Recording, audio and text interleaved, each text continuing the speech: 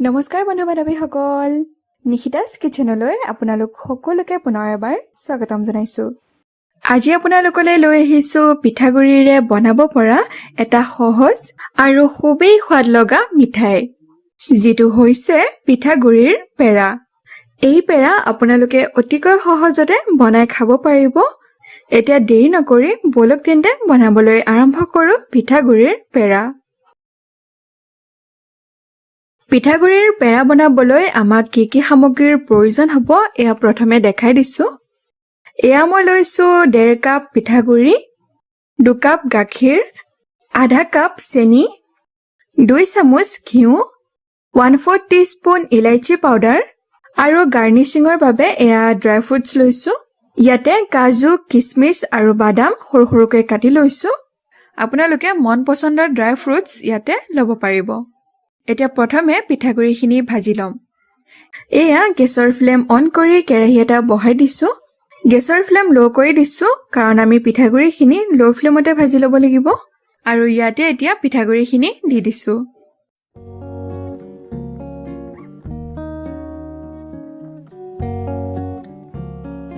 এতিয়া ল' ফ্লেমতে পিঠাগুৰিখিনি 6-7 মিনিটৰ বাবে ভালদৰে ভাজি ল'ম, যাতে ইয়াৰ সেমেকা ভাৱ নোহোৱা হয়।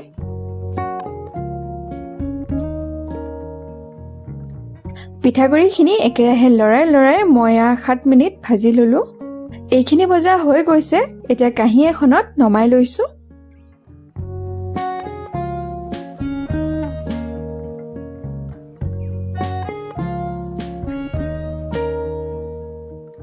পিঠাগুৰিখিনি ছাইডত ৰাখি দিম আৰু পুনৰ কেৰাহী এটা গৰম কৰিছো আৰু গাখীৰখিনি দি দিছো।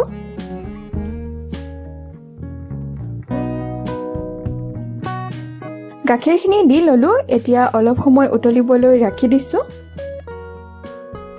এয়া গাখীৰত এটা উতল অহাত মই এয়া চেনিখিনি দি দিছো। এবাৰ মিহলাই দিছো।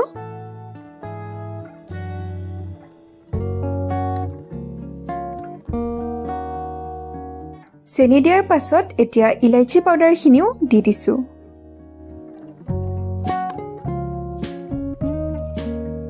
ইলাইচি পাউডাৰখিনি মিহলাই দিলো।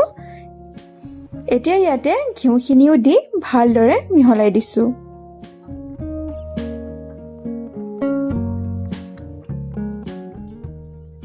এইখিনি হৈ গৈছে।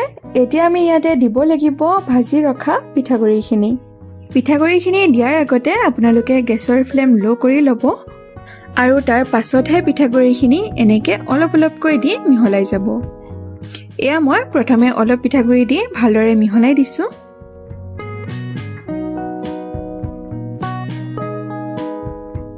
এতিয়া বাকী থকা পিঠাগুৰিখিনিও দি দিছো।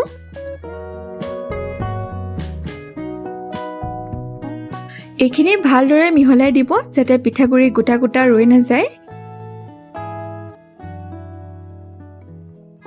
এয়া চাওক, এনেদৰে এইখিনি ভালদৰে মিক্স কৰি দিব।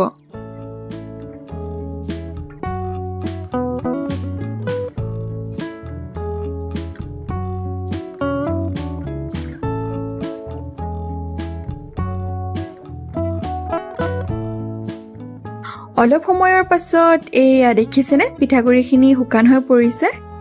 এইখিনিতে গেছৰ ফ্লেম অফ কৰি দিব আৰু পিঠাগুৰিৰ মিশ্ৰণখিনি এখন কাঁহীত এনেদৰে উলিয়াই ল'ব। যিহেতু এইখিনি এতিয়া গৰম হৈ আছে, অলপ সময় ৰাখি দিছো যাতে এইখিনি হাতেৰে চুব পৰা হয়।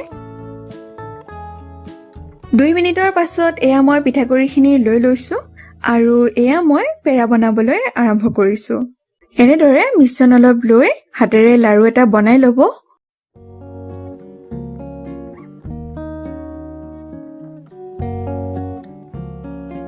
তাৰ পাছত মাজতে এনেদৰে অলপমান হেঁচি পেৰাৰ আকাৰ দি ল'ব আৰু ওপৰতে এয়া অলপ ড্ৰাই ফ্ৰুটছ লগাই দিছো। এয়া আমাৰ এটা পেৰা ৰেডি হৈ গ'ল।